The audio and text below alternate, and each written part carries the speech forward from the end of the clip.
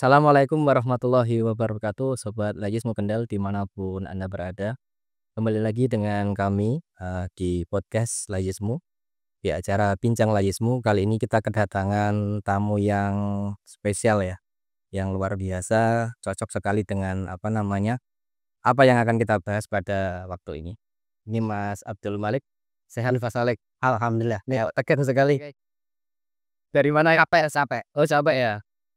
Gimana kondisinya setelah menangani bencana di Kendal ini, Mas? Sehat atau masih ada yang demam atau apa gitu? Alhamdulillah teman-teman relawan Muhammadiyah semuanya kondisinya dalam kondisi sehat, dalam kondisi yang bergembira. Bagi teman-teman di relawan Muhammadiyah, kegiatan-kegiatan penanggulangan bencana, respon-respon tanggap darurat itu merupakan hiburan. Waduh, hiburannya melayani masyarakat itu ya, Mas, ya? Hiburannya diarahkan ke arah yang bermanfaat kira-kira. Luar biasa ya. Ada merasa capek, lelah atau apa itu nggak, Mas, sebagai relawan dan bencana ini? Kalau capek, lelah secara fisik pasti ya, karena tenaga kita kan terporsir. Kegiatan hampir 24 jam nonstop kita tetap siaga, tapi karena dorongan semangat dan keikhlasan untuk mengabdi, insya Allah semangat dan keikhlasan itu yang menjadi sumber tenaga bagi kita. Ya, luar biasa. Ini Mas Malik dan teman-teman ini tergabung dalam MDMC ya? Ya. Panjangannya apa, Mas? MDMC itu sebenarnya kan kalau secara kelembagaan, lembaganya itu namanya LRB, Lembaga di Muhammadiyah. Lembaga Resiliensi Bencana. Tapi kemudian kenapa lebih terkenal menjadi MDMC itu hanya alih bahasa saja. Nama Kalau panggungnya bahasa gitu ya? bukan nama panggung, tapi Apanya?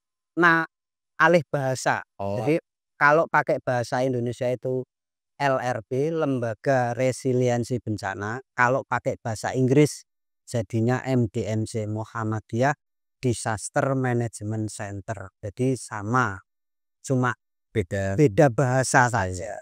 Karena kan MDMC secara LRB di tingkat pusat itu kan sering bekerja sama dengan lembaga-lembaga dari luar negeri. Maka orang-orang luar negeri itu kalau menyebut LRB atau Betul. Lembaga Resiliensi Bencana itu agak kesulitan. Maka kita menyesuaikan nama luar negerinya itu Supaya menjadi global gitu MDM. ya, Mas, ya? Luar biasa, berarti nggak cuma di Indonesia ya, Mas? Bisa di luar negeri juga itu? Insya Allah sudah siap untuk ke luar negeri, tapi untuk yang ke luar negeri untuk sampai pada saat ini kita baru bisa terkait dengan respon medis. Oh, luar biasa sekali. Jadi nggak cuma di tingkat nasional aja, udah nyampe mancanegara juga ya Insya MDMC Allah ya? sudah. Terus terkait dengan musibah banjir ini, Mas, yang ada di Kendal ini, apakah ini itu yang paling besar atau ada sebelum-sebelumnya yang juga sama juga kayak ini? Kalau dari catatan sejarah, sepertinya ini siklus 5 tahunan. Kalau siklus 5 tahunan itu masih kelasnya medium, teman-teman. Nanti kita akan ketemu lagi siklus 10 tahunan. Itu nanti yang agak lebih besar lagi, cuacanya lebih ekstrim lagi. Kalau dari catatan sejarah kebencanaan di Kabupaten Kendal, kita bisa hitung mundur Iya. dari catatan-catatan itu sepertinya ritmenya seperti itu. Oh, jadi ini apa ya, kayak semacam agenda tahunan gitu ya di Kendal, Mas, atau? Iya jelas, karena kita kan berada di daerah pesisir. Heeh. Kemudian kita juga alhamdulillahnya oleh Allah dikaruniai beberapa sungai yang juga di hulunya itu luas, sehingga sungai-sungai utama itu menjadi jalannya air dari daerah pegunungan Kendal atas untuk turun menuju ke laut di pantai, Pak. Oh, iya. Ini yang kemarin saya lihat kan yang paling dampaknya itu paling rusak parah kan di Patebon ya? Iya. Selain Patebon apa ada daerah lain atau kecamatan lain yang terkena? Kalau untuk banjir memang yang terparah itu di Patebon, tapi sebenarnya banjir tidak hanya di Patebon yang berasal dari jebolnya tanggul Kalimbodri, tapi juga ada di daerah Kecamatan Rawasari. Nah, di Rawasari itu juga ada sungai yang dasnya juga cukup luas, yaitu Kali Kuto. Ya, nah Kali Kuto juga kemarin sempat menyebabkan banjir di beberapa daerah, di beberapa desa di Kecamatan Rawasari. Jadi yang menyebabkan yang di Patebon itu lebih parah karena ada yang jebolnya Ya, itu ya? betul.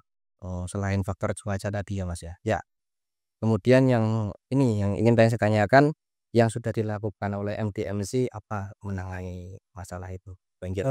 teman-teman di NDMC, di Relawan Muhammadiyah yang terdiri dari berbagai komponen yang ada di Muhammadiyah, Ortom, kemudian ada teman-teman pemuda Muhammadiyah dan Kokamnya, kemudian ada teman-teman IPM, ada IMM, kemudian ada Aisyah dan NA. Itu ya terutama memang digawangi oleh teman-teman di NDMC dan disupport penuh oleh teman-teman Kokam. Itu untuk apa ya, menghadapi bulan-bulan basah, kami menyebutnya ada bulan basah karena sering terjadi hujan. Memang istilahnya begitu, Istilahnya bulan basah gitu ya? bulan basah itu kami membentuk namanya Poskor PDB, Pos Koordinasi Penanggulangan Darurat Bencana. Nah, semua komponen di Muhammadiyah yang ada konsen di ranah penanggulangan bencana dihimpun untuk menghadapi bulan-bulan basah itu dikoordinasikan di dalam Poskor PDB itu. Nah, itu dibuka, disusun apa ya, dibuka kemudian diaktifkan secara resmi per pada saat awal terjadi cuaca ekstrim kemarin per tanggal 21. Jadi sebelum, apa namanya, bencana banjir itu ada udah dibentuk dulu? Udah siap Ya, dulu? kalau teman-teman kan selalu siaga. Oh, selalu siaga? Selalu siaga kalau teman-teman relawan Muhammadiyah. Cuma poskornya itu kemudian kan diaktifkan ketika terjadi keadaan darurat. Kan itu ya? Harus tanggap darurat, maka komandonya berada di poskor. Oh, tuh. Nek seingat saya kan kejadian banjir itu di Patebon itu di 21 malamnya, Mas. Ya, Selasa malam itu udah meluap ya? ya. Udah ke, apa namanya, rumah-rumah itu. Nah, sejak kapan itu tim dari MPMC itu? Malam tanggal 21 itu teman-teman sudah langsung melakukan terjun ke lapangan, Merespon berarti? ya membantu proses evakuasi. Ada beberapa warga terdampak yang berhasil kita evakuasi. Kemudian sampai dengan paginya, kemudian H+2 dan 3 itu mulai pembersihan, mulai dari membersihkan, ikut membantu membersihkan rumah yang kemasukan lumpur, kemudian kemudian ikut apa, mencoba mengangkut sampah yang timbul akibat banjir itu. Kemudian sampai dengan hari ini juga teman-teman masih terus melakukan pantauan di apa, mencoba membantu para warga terdampak.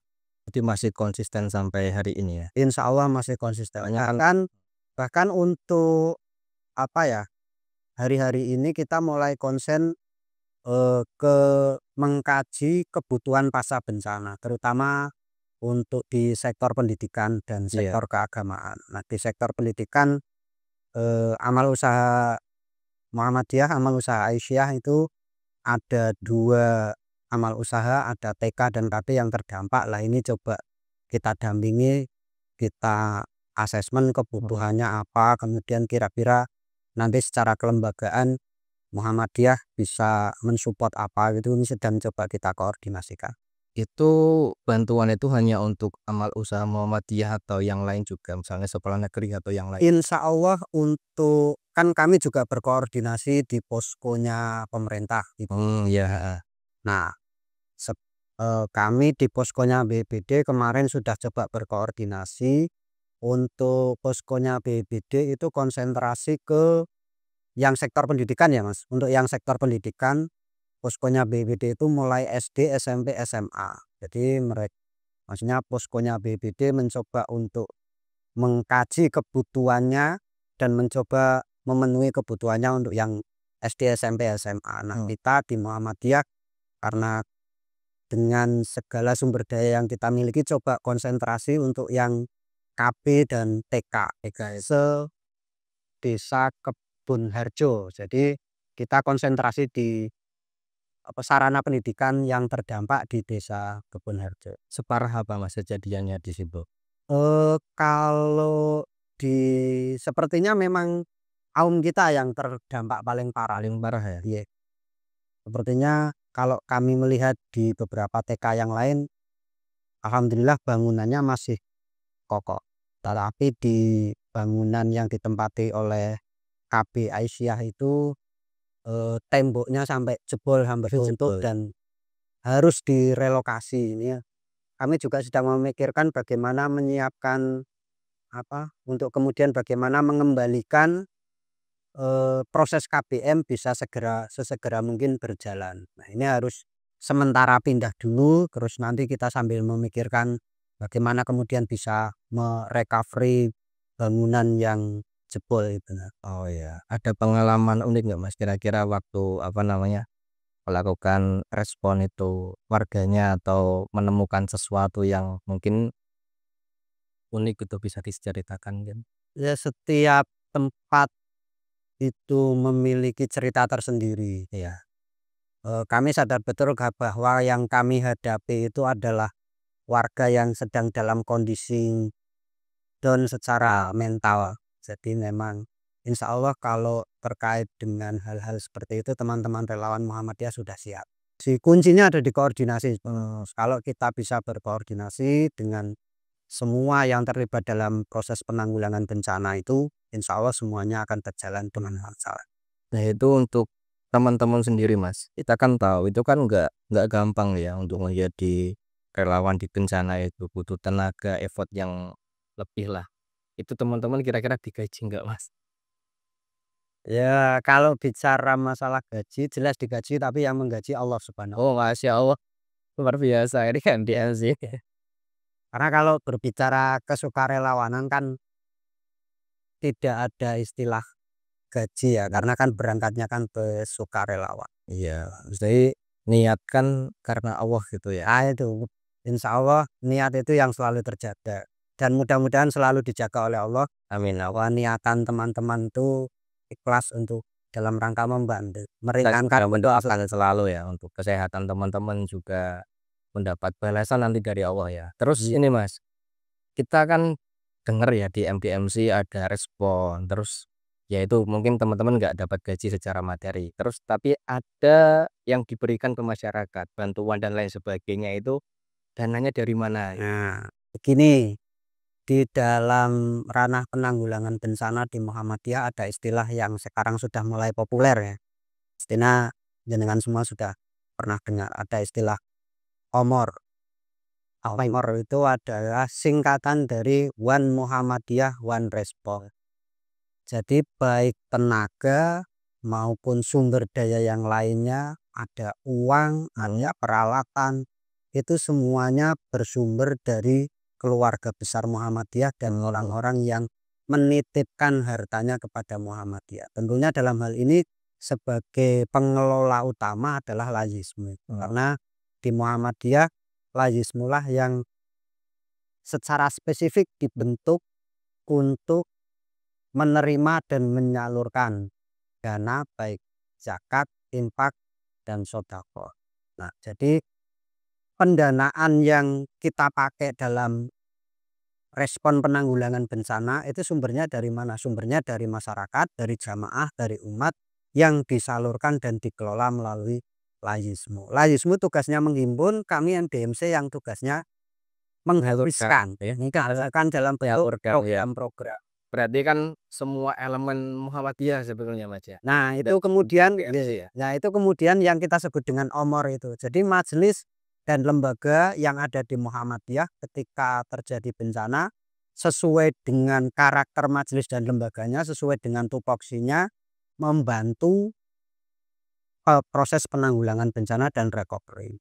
Seperti yang kemarin tak lihat itu ada tim medis juga ya dari rumah sakit. Dari rumah sakit kita koordinasi dengan MPKU, baik MPKU-nya Muhammadiyah maupun MPKU-nya Aisyah, karena kita juga punya rumah sakit yang dimiliki oleh Aisyah. Jadi kita tinggal berkoordinasi saja. Jadi sinergi lembaga dan majelis yang ada di Muhammadiyah ini jalan gitu ya. Insya Allah. Jadi nggak cuma tugasnya MDMC saja. Kalau dibebankan semuanya kepada MDMC ya jelas enggak bisa. Ini enggak kuat. Karena ada beberapa sektor yang memang tidak bisa diayai caranya dilaksanakan oleh MDMC. Nah ini untuk ke depan ini Mas, ini kan saya lihat cuaca udah lumayan ya, nggak seperti beberapa hari yang lalu. banjirnya juga sudah mulai surut ya. Ini langkah apa yang akan dilakukan selanjutnya? Nah, ini kan di dalam penanggulangan bencana itu kan ada 3 tahapan. Tahapan pertama adalah tahapan prabencana, kemudian tahapan kedua adalah tahapan tanggap darurat, kemudian tahapan yang ketiga adalah tanggapan rehabilitasi dan rekonstruksi. Nah, kita ini kan sudah sampai pada tahap rehabilitasi dan rekonstruksi karena tanggap daruratnya sudah selesai kemarin. Nah, di tahapan rehabilitasi dan rekonstruksi itu ada alat, ada tool yang namanya Jitupasna, kajian kebutuhan pasca bencana. Nah, ini yang sedang kita lakukan. Kita terus melakukan asesmen, pendetailan, pendataan dengan menggunakan tool Jitupasna itu sehingga kita bisa benar-benar menggali, memotret kebutuhan warga terdampak, baik warga kita sendiri maupun seluruh warga yang terdampak. Kemudian dari berbagai sektor, ada sektor keagamaan, ada sektor pendidikan, dan sektor-sektor yang lain, sektor pemerintahan juga kami kemarin coba berdiskusi dengan pemerintahan desa yang terdampak. Nah, ini sedang coba kita kaji, nanti kita bisa mengambil bagian untuk ikut mengurai masalah itu yang di bab apa, di Berarti kan sektor tetap apa. kerjasama gitu Kak, koordinasi dengan pemerintah Betul, Bu. tuh. Soalnya kan kalau jalan sendiri-sendiri mungkin ada yang udah Nah, menata ini kami juga takutnya melakukan nanti ini gitu ya? terjadi tumpuk. Oh, iya. Terjadi tumpuk. Agar tidak terjadi tumpuk, maka kita harus terus berkoordinasi dengan semua pihak yang terlibat. Heeh. Nah, terus saran buat masyarakat apa ini Mas untuk apa namanya, ke depannya dalam menghadapi cuaca atau mempersiapkan, musibah nanti yang akan datang? Katanya kan tadi tahunan gitu kan. Yang pertama begini, ada jargon yang di BNPB kemarin sempat viral juga, kita jaga alam, alam jaga kita. Jadi dalam rangka sebenarnya kan bencana itu kan siklus alamiah. Heeh. Kejadian banjir, ada tanggul jebol, ada tanah longsor itu kan sebenarnya siklus alamiahnya bumi untuk menjaga keseimbangan. Tapi kemudian karena kita bertempat tinggal di area yang menjalankan siklus itu, maka kemudian itu bagi kita, bagi korban itu disebut sebagai bencana. Kemudian, nah, langkahnya yang pertama yaitu jaga alam, agar alam juga menjaga kita. Itu yang pertama. Kemudian yang kedua, kalau kita sudah tahu posisi kita berada di kawasan rawan bencana, ada di KRB istilahnya, maka yang harus kita lakukan adalah selain kita menjaga alamnya, kita juga harus meningkatkan kapasitas kita. Tahu bahayanya sehingga kita tahu harus melakukan apa untuk mengurangi dampaknya. Terutama dampak korban jiwa. Kalau korban jiwa kita sudah bisa mengatasi, sudah ada rencana kalau nanti terjadi bencana saya harus seperti ini sehingga saya jiwanya bisa terselamatkan. Kalau aspek jiwa kehidupan sudah bisa, sudah ada gambaran, baru masuk ke aspek harta. Untuk mengurangi dampak bencana agar hartanya, kerugian hartanya bisa semakin berkurang. Iya. Jadi itu yang harus sebenarnya yang harus kita lakukan. Di sektor pendidikan sebenarnya sudah ada program baik dari pemerintah, dari Kemendikbud dan BNPB maupun dari MDMC, dari LRB PP Muhammadiyah itu sudah ada programnya dan itu program sinergi. Itu ada program SPAB, Satuan Pendidikan Aman Bencana. Nah, di dalam program itu bagaimana kemudian sekolahan itu kita dorong untuk memahami posisinya dalam dunia kebencanaan seperti apa. Masuk kawasan rawan bencana atau tidak. Kalau masuk itu nanti dia harus melakukan apa agar semuanya terselamatkan baik jiwa, harta, dan sarana dan prasarananya.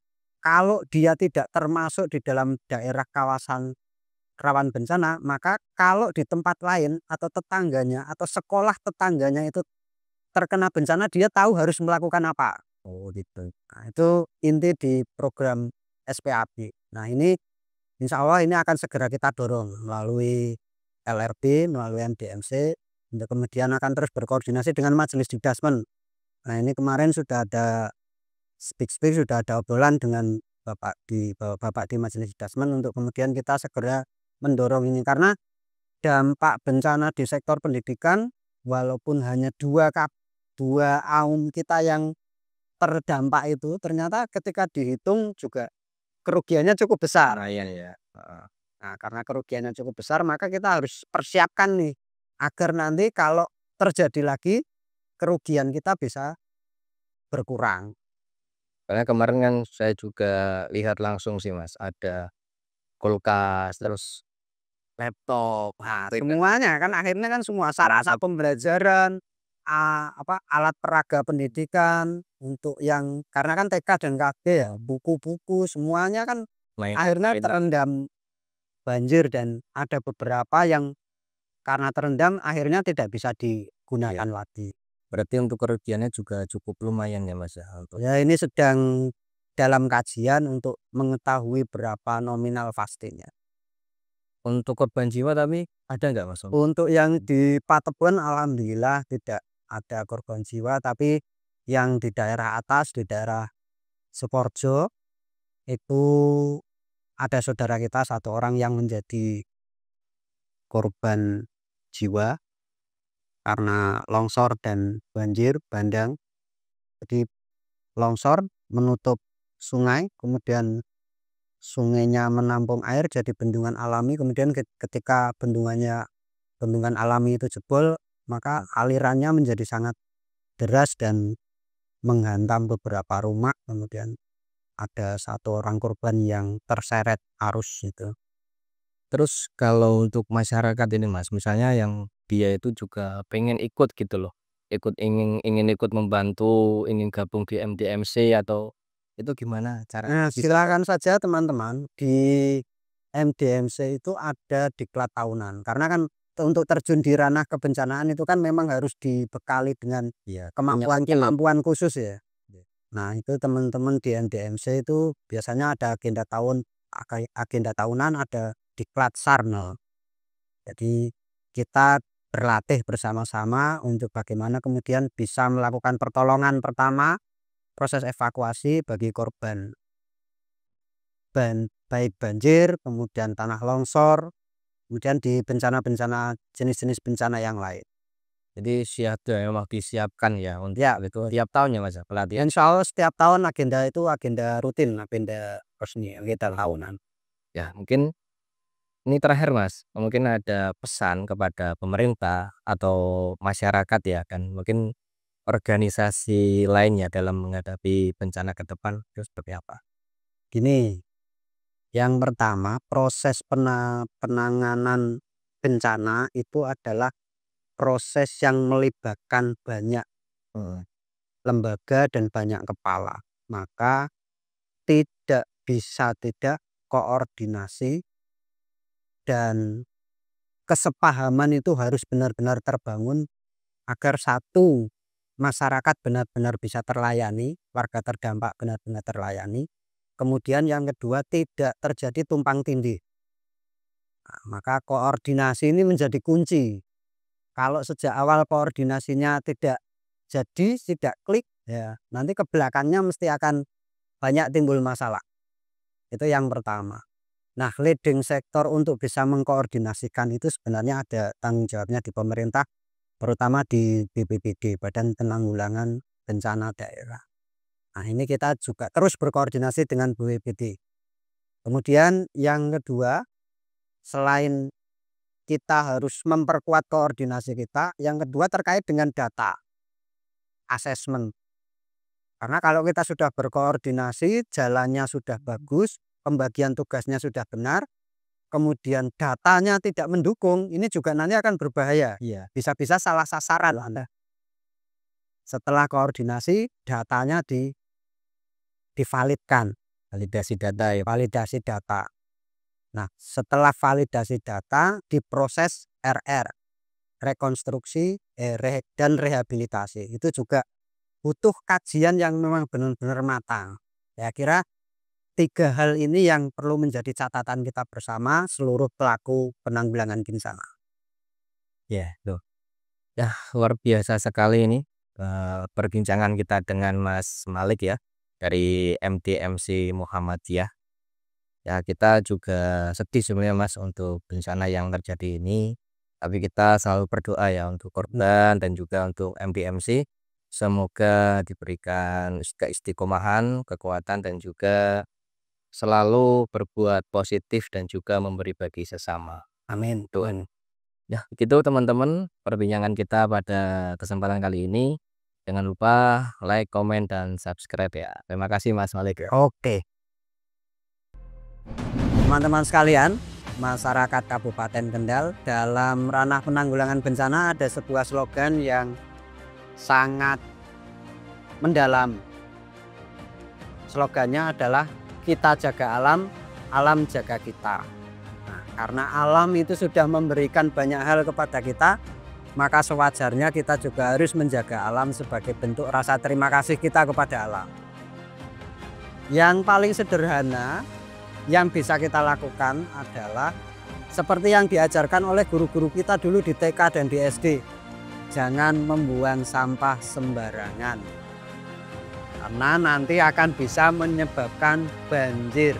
Nah, itu kan hal sederhana yang sudah diajarkan oleh guru-guru kita, dan kadang hal-hal sederhana seperti itu yang kemudian luput dan lupa untuk kita amalkan. Mari kita lestarikan alam dengan mulai dari hal-hal yang kecil yang bisa kita lakukan secara pribadi dan kita jadikan sebagai kebiasaan-kebiasaan yang menjadi laku hidup kita. Terima kasih. Assalamualaikum warahmatullahi wabarakatuh.